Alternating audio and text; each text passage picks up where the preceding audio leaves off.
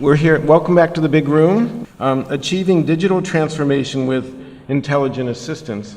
So this is a very practical discussion, or what I like to call the integrator panel, because I think if you listen to enough of the presentations over the past day and a half, we've all sort of come to realize that there's some great technology out there, and it's being put to tremendous use, falls a little bit short in some ways, and it overpromises in some, and it really takes smart people to figure out how you paper over or integrate all these diverse technologies.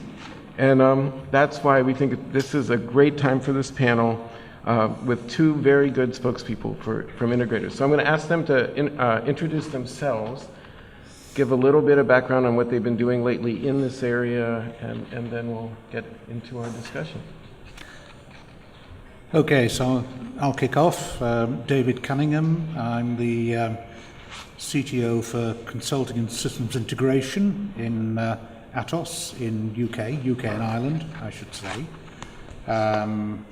Atos is, or used to be, the biggest IT company nobody had ever heard of. People have rather heard of us in the UK over the last few years, but fundamentally we're a technology company, always have been, always will be. About 100,000 people across the world. We kind of do everything, like my esteemed colleague to my left. We've grown organically and especially by acquisition over the last few years. So our family tree is huge. We have Bulls, we have Siemens, we have Xerox, we have Unify. Recently. Yeah, indeed. Myself, so I'm CTO. Over the last year I've done quite a lot of work around integration of intelligent assistance into wider solutions, which perhaps we'll get a chance to talk about very briefly. Working in particular with creative virtual technology, but I think the lessons are fairly general. Thank you, Dave. So yes, I'm Lee Beardmore. I'm the CTO of the Business Services Division of Capgemini. And interesting, that's the part of Capgemini that doesn't really do technology solutions. We focus on business process outsourcing ostensibly, and we are 25,000 strong out of the 180,000 size organization.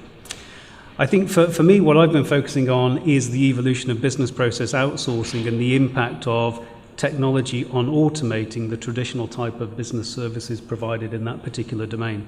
And we're sort of on a tipping point where historically business process outsourcing has been focused on labor arbitrage and actually moving work and processing to low-cost centers. And that kind of model is dying. And what we're seeing is that the technology is having a major impact on the way we deliver our kinds of solutions, to the point where BPO now also includes some of our platforms, such as something called Prosody, which was an acquisition Capgemini made several years ago, which is our end-to-end contact management solution. So a lot of the work around virtual agents comes from this contact center automation platform in Prosody, but also linked to some of the work I've been doing around automation and cognitive computing and the impact that that can have on process type services. So that's my level of interest in this particular topic. So let's stay there, because one of the questions that's just sort of been evergreen across this day and a half is this sort of, why now? And one of the interesting observations is that as tasks have become more complex and both the customer workflow and your customers' business processes become more complex and inter-networked or whatever, the idea that you move stuff to the cloud, which was one of the flavors of outsourcing for sure, it makes it somewhat easier to make the transition. But I'm wondering, a little, do a slightly deeper dive into, what that, the outsourcing elements of the making the transition a little more elegant, or at least preventing business interruptions. Okay. So I think if we look at it purely from a process point of view, and if I take examples from finance and accounting, from HR, from customer services, what we see from an outsourcing perspective when we take on some of these client operations is just the simple diversity of the same process across the various divisions.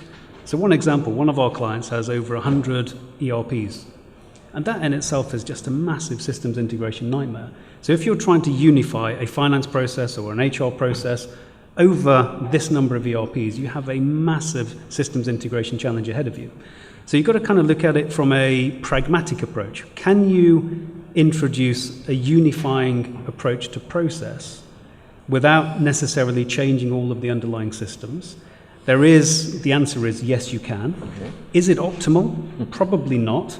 But in a pragmatic transition and transformation, it's kind of cost effective to look at how do you introduce technology that sits in front of all of these things and works with them, and from a people point of view, introducing a unified process that allows everyone to operate consistently, but when you get down to, say, desktop procedure level, you're still interacting with the underlying platforms in the way they were defined and described. But you still have an overall standard process by which you deliver the finance service or the HR service. And this, to some extent, is kind of divorced from technology. It's almost like the operating model that you need to overlay over the top of everything that exists. So hearing that, and let me, do you have something you'd like to add? Yes, I think I do, actually, to build on that. Okay. There's a huge focus, in fact, kind of what we're supposed to be talking about in part is a huge focus on digital transformation. Mm-hmm. So people talk about bimodal IT, the bimodal problem. The term we tend to use is two-speed IT. Have been using it for several years now, the divide between the agile digital world and the world that Lee was describing, which the enterprise still runs on. Mm-hmm. And by two-speed, we're not really primarily talking technology. We're not primarily talking about the fact that over this side you've got the old-style legacy way of doing your development and all the rest of it. Over here you're agile and you've got ponytails and skinny lattes and table footing. You know, yeah, you've got that. Like two-speed, really what we're talking about is the difference in the governance models. Yeah, that's what causes the real divide. And where I'm seeing more and more automation, and this is playing back, I think what Lee was saying, slightly different context, automation and the intelligent agent overlay on automation, which brings the people aspect into this, is precisely in the gap between those two worlds. And the reason you need something in the gap, we sometimes call it the middle office pattern. The reason you need Middle Earth. The reason you need that is if you don't have that, the tensions between the two governance models that you have to operate in the digital world and the core enterprise world are going to mean that you are ripped apart. On the one hand, you find that your digital initiatives become disconnected from the core business, and I've seen this many times with some of our clients. In the end, they become almost separate businesses in their own right, whether you like it or not. Mm-hmm. Yeah?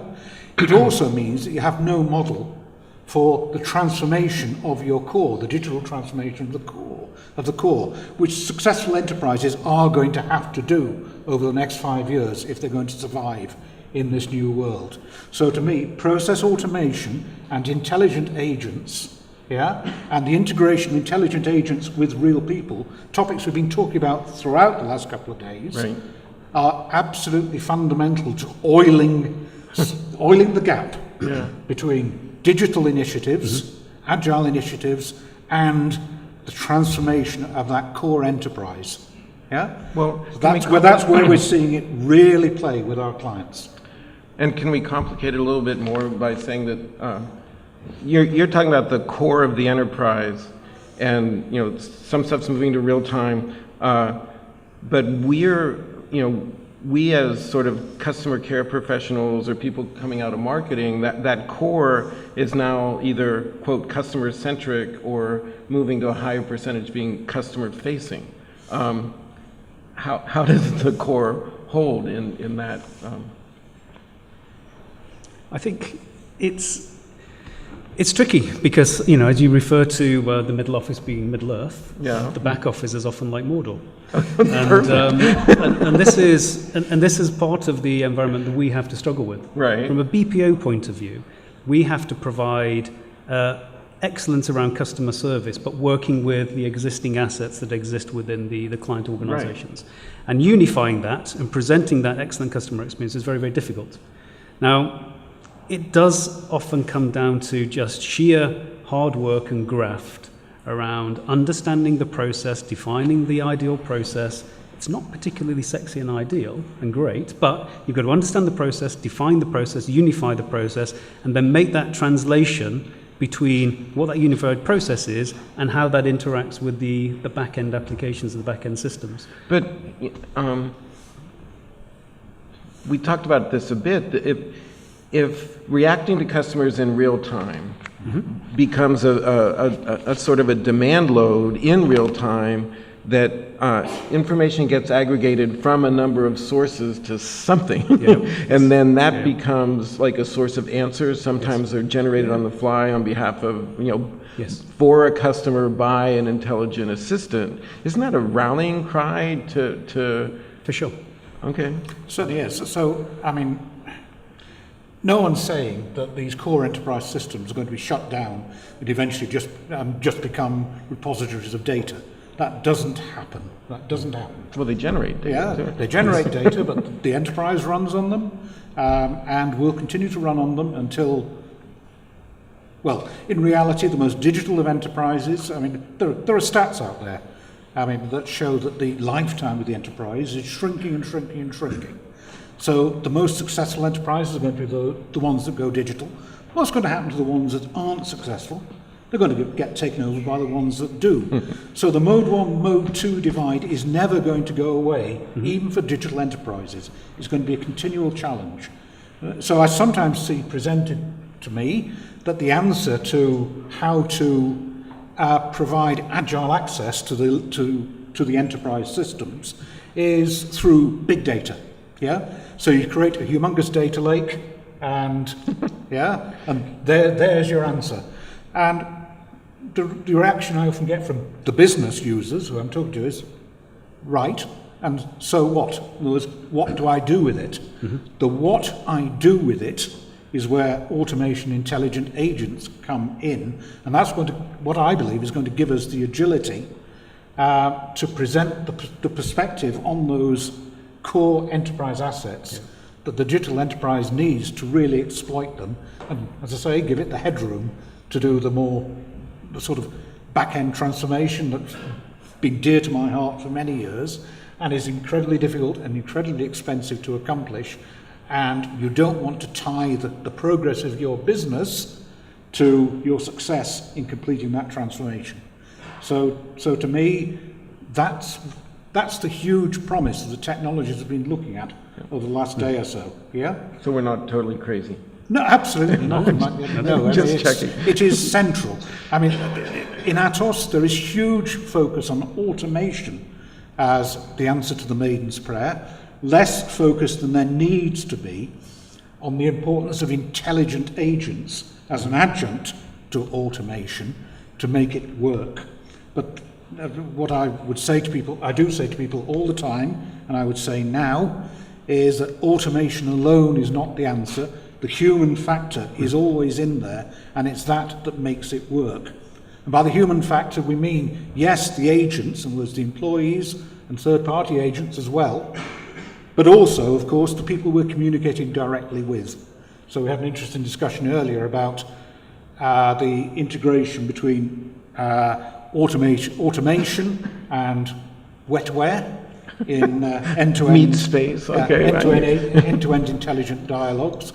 Equally important in my mind is how we integrate automation with wetware that's not the agent, but is actually the person we're communicating with, and how we assist those people in making complex decisions. But that's perhaps a follow-on discussion.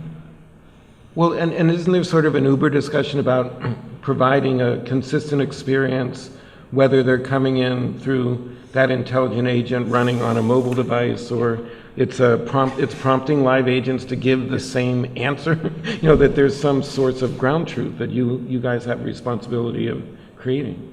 No, I mean, absolutely. So the whole kind of omni-channel interaction is really key, and the intelligent assistants are a part of that mechanism for interaction. And it's just having these kind of seamless handovers between the various channels that I think is absolutely critical to delivering the excellent customer service. So I think that goes without saying, and that is a key part of the conversations that have been happening in this conference so far.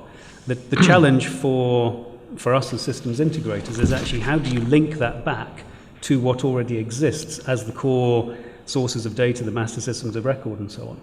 And I think sort of building on from my introduction, where I come from the part of Capgemini that isn't strictly focused on delivering technology services. We have technology solutions that support the delivery of BPO type of activities. But we are seeing a change and a tipping point where we are actually now becoming more leaders in this kind of intelligent interaction space, because what we do is deliver process services, and process services, whether they be customer service oriented, whether they be finance and accounting, whether they be HR, involve a huge amount of human interaction. And it comes back to some of the comments made in the previous panel discussion around how do you liberate people from the dull, the dreary, the mundane, to reduce churn, because that's a really, really important element there, but also use the technology to augment the work that they do. So actually you get a bigger bang for your buck. So the individuals who are working are using the technology to help them deliver the outcomes they're supposed to deliver. And therefore you can augment their abilities. You can maybe have more junior people working in more senior type of positions. And linked to that, the accuracy that you get from automating some of these mundane mechanistic activities is absolutely critical to not making mistakes, and therefore having a knock-on effect on the end customer value proposition. Yeah, I mean, yesterday we were hearing, can't remember which session it was now, but which is the disappearance of the app. And I thought, yes, because what we're seeing when certainly on some of the leading edge work we're doing, is that it does make sense to embed the intelligent agent technology so that it becomes indistinguishable from the core business process functionality that we're building around that. I mean, I'm an integrator, so when I look at systems, I naturally think of this piece over here, this piece over here, this bit of CRM, this bit of core enterprise to be integrated, this bit of big data, this bit of predictive analytics, more and more. And when I think of a system, that's the system I see. But increasingly, when I think of how it looks to the user, whether that be an agent or an end user, is through the sort of dialogue we've been talking about the last day or so. Yeah? That is the natural mode of conversation with the user. Whether that's delivered directly through an off-the-shelf intelligent agent product, or as is often the case in what we're doing, the intelligent agent component is under the covers, and we're building a multimodal user interface on top of it, is I think secondary. The important thing is the style of dialogue with the user. The agent style dialogue just works. Now, whether that's going to lead then in business terms, and this is where all the components I was talking about start to come together, whether that's going to lead in business terms to the sort of ecology of competing hubs and spokes, and dare I say then almost competing walled gardens that we were hearing about at the start of the conference in the initial plenary. Now that, I think, is an interesting question, an interesting challenge for integrators like us, because what that then forces into my mind is if we are moving in that direction, I think logically that's the direction we're going to find ourselves moving into. And that presents great challenges for all of us, but especially us integrators, in what is the ontology or set of ontologies that we're going to put in place so that applications and walled gardens that host these applications can communicate with each other to the extent that our user base, the end users, Joe Public out there, is going to demand. Right. And I think that's going to be a huge challenge for us over the next 4 or 5 years. It's going to be a huge challenge for the enterprises that we're serving. Well, and let's, we've organized this conference bringing together intelligent assistance and intelligent authentication. Indeed. And I'm wondering, given what you just said within that, whether that we've introduced another level of complexity, or it's something that you just accommodate because you have to bake privacy and security in from the beginning. Well, I think that's right. Someone used the word, it's the context, isn't it? Yep. What's the context that you ship around with you? It may be yay big, it may be yay big. Whatever it is of huge value to the citizen who owns that context. So, absolutely, the systems of the future are going to be founded on that. Absolutely, we need to find the right way that the citizen can own that context, that data about themselves, and protect it from those who would misuse it, and allow access to it to those who need access to it. So from that point of view, yes, the assistant dialogue style that we talk about and the authentication processes absolutely knit together. Something that's dear to my heart, and something which is always a challenge when I'm integrating with enterprise systems, is I find that I want a richer dialogue, richer set of capabilities around authentication and authorization than the core systems necessarily offer me. Yeah? So I might want to start at a level of interaction with the user. Maybe all they've done is authenticate through bloody Facebook, That's a natural way to start the conversation. But at certain points I may wish to escalate because the conversation is moving to a different level. Now it's easy enough for me to do that in an agent-led digital application. But I then face the challenge, well, great, but that's got to be reflected back into the enterprise, into the SAPs and the Oracles and the legacy authentication, LDAP here, LDAP there, and that is a huge challenge for us as integrators. But again, the nature of the conversations our users want to have with the enterprise is going to demand that, I believe. That might be the first LDAP mention we've had today, but well, I can say it again if you like. Head's nodding. I think, Dan, it's a really important point, obviously, hence it being a separate stream of the conference. And yes, it adds additional complexity, but the two have to go hand in hand. Obviously, the whole security aspect, the authentication mechanisms, they are a key part of how we bring all of these things together effectively. And I think there's a lot of work that needs to happen around unification, probably through things like API management, that allow all of these really cool products that we are seeing developed in the intelligent agent space and the cognitive space to actually work together more actively. So a lot of work needs to be done in that area, because right now it's still too complex, but we have to take that complexity on the chin, because to deliver a robust end-to-end solution, we have to deal with that, as Dave was saying.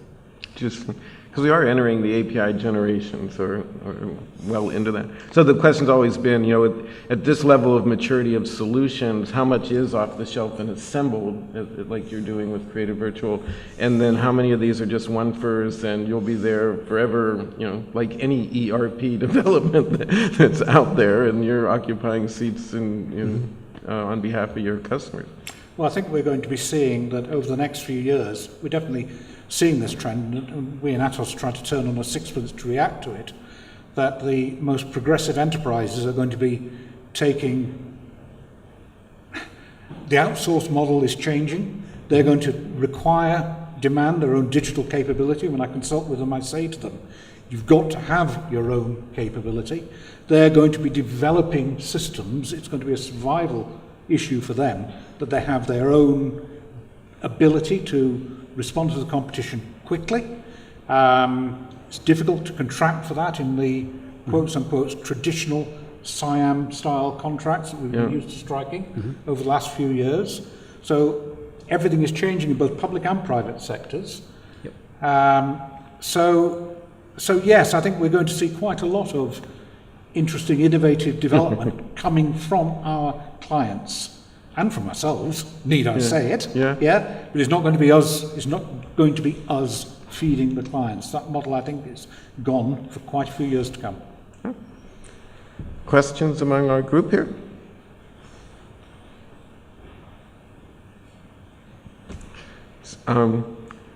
Well, if not, so so getting back to, I'm just going to rephrase and ask the same question over again. There's assembly of building blocks, for lack of a better, which is one way to look at it. And as this area matures, it would seem like there will be more off the shelf and fewer one for implementations, or are things going so fast that we're always going to be running to catch up to get the latest thing that's in real time into the workflow, into the customer workflow on the one hand, and into the business processes on the back end? I think where we are right now, the pace of change is unprecedented. The speed at which organizations are coming to market is just incredible. The number of startups that we're all aware of, and many that we're not aware of, coming to market is just phenomenal. And many of them will fail. A lot of them will succeed. Predicting which one is going to succeed, or the ones that will succeed, is very, very difficult. So you have to try and take a balanced and pragmatic view and take a position around a small ecosystem of providers that certainly we feel are ones to work alongside and back. And then they become a part of our ecosystem when we work out how to incorporate them. But I think one of the key things is having an architectural framework that allows you to plug in and swap out vendor products. And a lot of that, again, it comes back to the whole API management piece. And how do you manage that agility to allow you to introduce something new when something better comes along? And that's really, really tricky. We don't have a magic formula. We don't have a panacea. It's just a lot of hard work with a lot of very bright technical people. Yeah. That's the future, or that's the present right now. That's the present, exactly. Just the velocity of change is amazing, and we invoked Tolkien a little bit, but there's an Alice in Wonderland quality of running as fast as you can right now to stay in the same place, and that's essentially what we're up to. That's certainly true. I mean, I talked about the two-speed IT challenge. Yeah. And, it applies to our clients. Yeah. Applies to us as well, doesn't it? Yeah, for sure. We too are struggling, not fighting to survive. In a good way, yes. In a good way, but fight we have to, and if we don't, then yeah. So that's the framework, and there's so much integration to do, and there's I think that's just taking that systematic look at it, and because as an analyst, I'm really naive, and I get pitched by a lot of solution providers, and it just seems like, oh, this goes in the contact center, and this one's on your IVR, and this one's your web thing, and now we're talking about some unified pattern or consistent way for those things to talk to one another, so that you can present results in a conversational manner, both to employees and to customers, and exactly. yeah, whereas we like to say good luck with that, but we're in good shape here.